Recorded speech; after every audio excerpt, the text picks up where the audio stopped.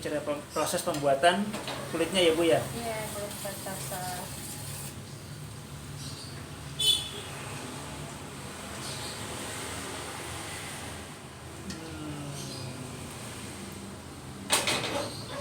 Ini satu panci besar ini berapa kilo tadi Bu? 11 kilo. 11 kilo telur ya. Ini cuma diisi ini aja. Apa namanya? Bumbunya apa tadi? Garam sama merica aja.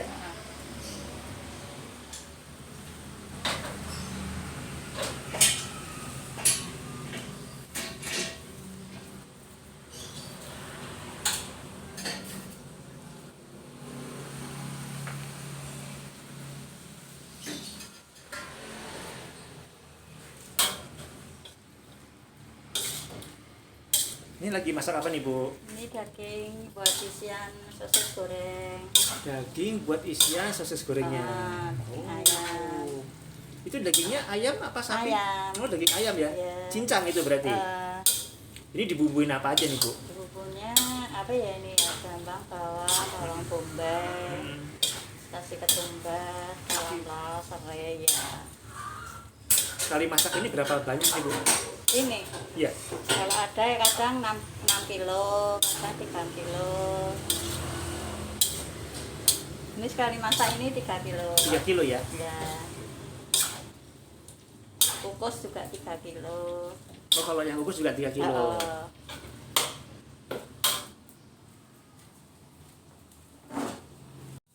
Nah, ini ruang apa nih Mas Agus nih? Ini ruang produksi. Jadi setelah dari proses pengadonan dan lain sebagainya nanti masuk ke sini. Ya, dan di sini ada proses pembuatan sosisnya. Dan ini ruangnya tertutup ber-AC. Supaya tidak ada kontaminasi dari dapur, dari udara luar dan lain sebagainya. Habisnya kita timbang isiannya supaya sama, gramasinya sama Pak habis. Jadi tidak ada perbedaan. Ini ditimbangnya berapa gram nih? 15. Kurang lebih 15 sampai 16 gram. 15 sampai 16 Kurang gram. lebihnya segitu. Dan ini untuk yang sosis yang tipe Ini yang kukus. yang kukus ya. Nah, ini.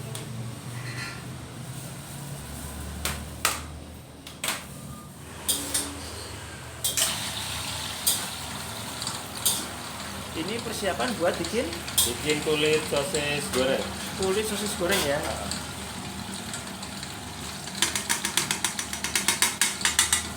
Sekali produksi berapa Ini banyak satu tepung? kali adonan ini buat 3 kilo. 3 kilo. Buat 3 kilo. Nah, nanti setiap proses 3 kilo, 3 kilo, 3 kilo. Ini telur sama santan. Telur sama santan. Ya.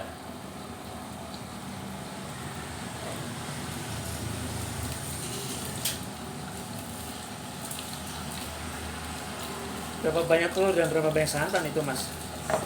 Telurnya setiap 3 kilo itu sekitar kalau dihitung per kilo itu sekitar 5 kilo. 5 lebih. Oh, 5 butir telur. Ya, 15. Jadi tinggal dikali ya kalau 3 kilo tepung tadi ya. Ini bumbu keringnya. Itu bumbu kering. Nah, ini udah Apa ini? ada lada, ada penyedap, ada garam itu. Oh, udah jadi satu Jadi ya. satu. Ada.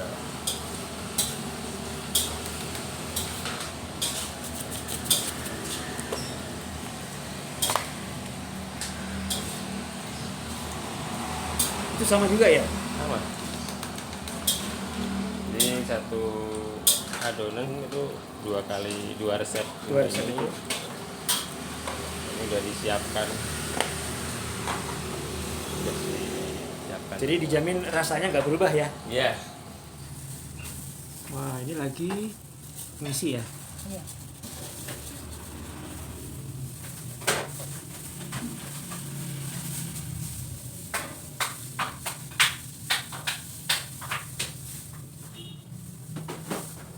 Wah, mbaknya sudah terampil nih. Rapih banget. Simetris. Belajarnya berapa lama mbak simetris begitu mbak? Grogi loh, Mbak. Tuh, rapi banget ya ampun, satu-satu. Sabar nih mbak. Tuh kan.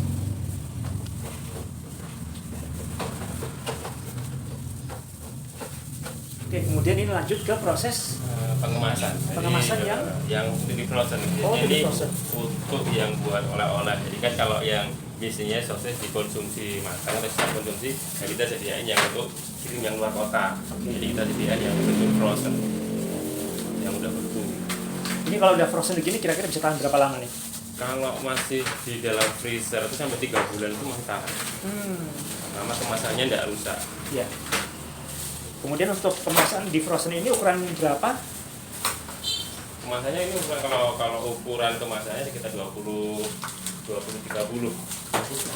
Satu kemasannya isinya berapa? Isi 10. Isi 10.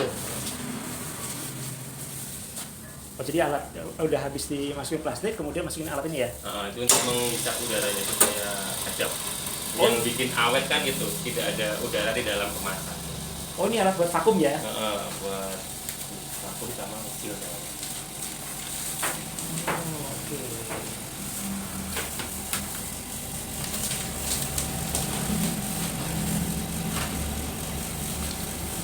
Ini alatnya untuk vakum dan juga untuk hasil sekalian. Oh, sebentar ya? 30.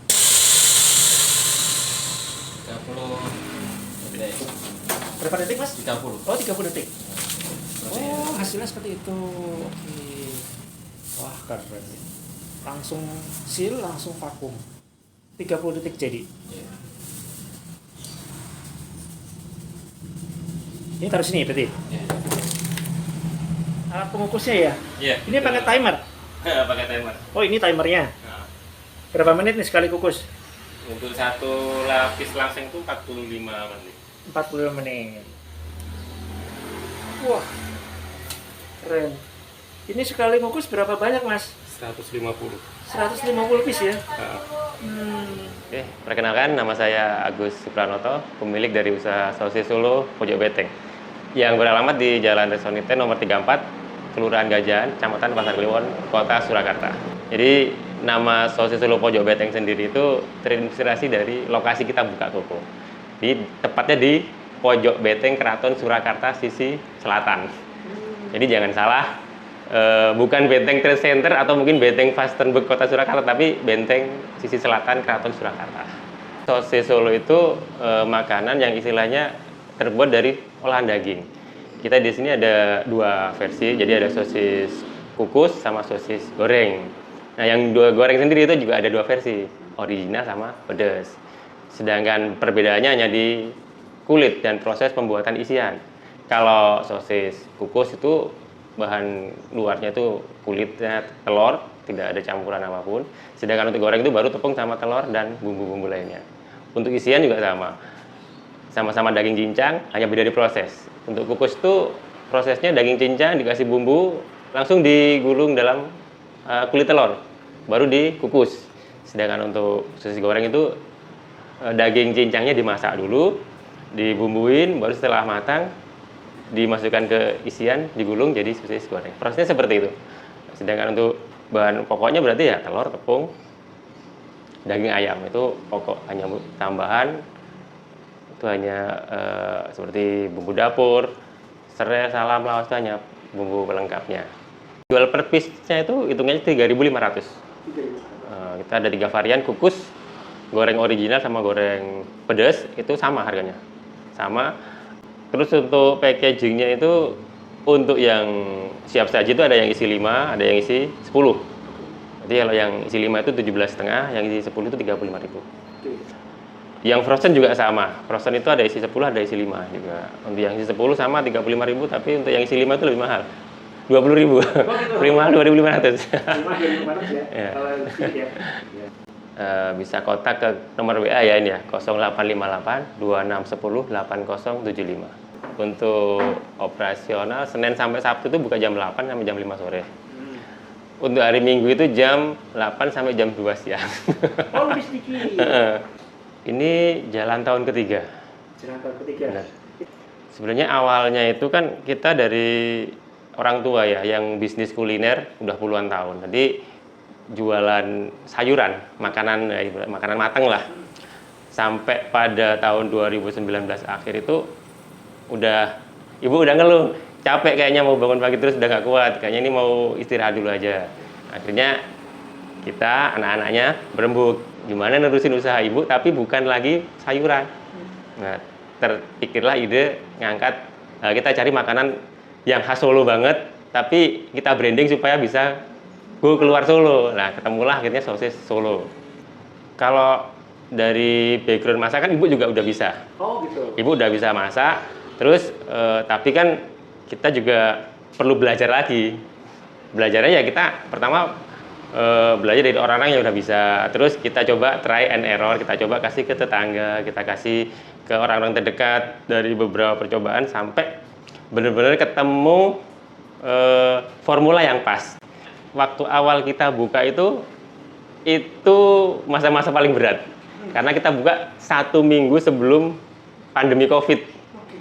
Kita sebelumnya nggak tahu apa itu COVID, apa itu pandemi, tahu-tahu pas kita buka seminggu kemudian ada pandemi dan di lockdown langsung. Nggak boleh kemana-mana, sedangkan kita usaha baru. Jadi emang berat banget, memang berat. Tapi ya kita tetap komitmen, kita berusaha bertahan. Minimal kita bisa bertahan dulu lah. Karena kita mikirnya paling 1 tahun. Nggak tahu kalau sampai 3 tahun lebih. Dari situ kita belajar bahwa pertama namanya udah di lockdown, orang udah nggak bisa mobilitas kemana-mana. Jadi kita coba di pemasaran melalui online. Nah, online kita semua marketplace kita masukin. Nah, tujuannya satu, supaya mereka nggak usah kemana-mana, tapi kita bisa ngirim produk. Terus yang kedua, kita bikin inovasi untuk frozen.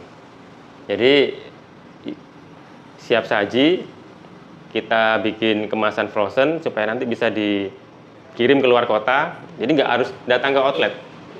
Nggak harus datang ke outlet, kita bisa kirim kemana aja. Itu salah satunya itu. Terus menggunakan media sosial, itu pasti. Kita pakai Instagram, kita pakai Facebook juga. Kita juga ada Google Bisnisnya, kita pakai juga. Sekarang ini kita baru mau masuk ke TikTok. Kalau telur itu sekitar 1 hari itu kurang lebih 2-3 peti. 2-3 peti itu berarti berapa kilo sih? 1 peti itu 15. Tepung itu per 2 hari sekali itu kita 1 karung, 25 kilo. Daging ayam per hari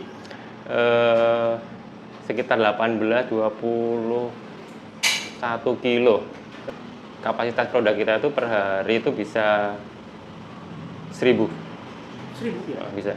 Kalau untuk omset sih, biasanya kalau untuk weekday itu ya sekitar 2-3 itu bisa. Tapi kalau untuk weekend kadang 3-5 itu dapat. Sabtu ya? Minggu itu. Sabtu Minggu dapat ya? Minggu untuk produksi off kita biasanya ready frozen. Oh, ready frozen. Frozen. Tapi outlet tetap buka? Outlet tetap buka. Dan untuk legalitas, dari awal kita mendirikan usaha kita udah mengurus untuk izin mendirikan usaha atau NIB ya sekarang itu. Itu udah kita urus. Terus sambil berjalan kita juga ngurus proses halal dan alhamdulillah udah keluar juga.